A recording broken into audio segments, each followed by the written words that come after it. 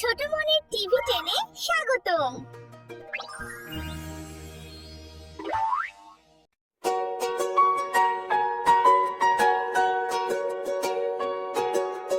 এসো মা সরস্বতী, সাদা শাড়ি পরে বই খাতা হাতে নিয়ে আশীর্বাদ করো রে।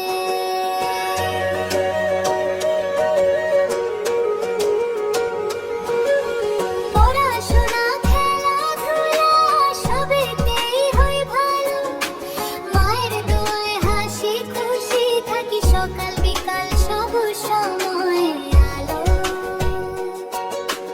কখ গো শিখি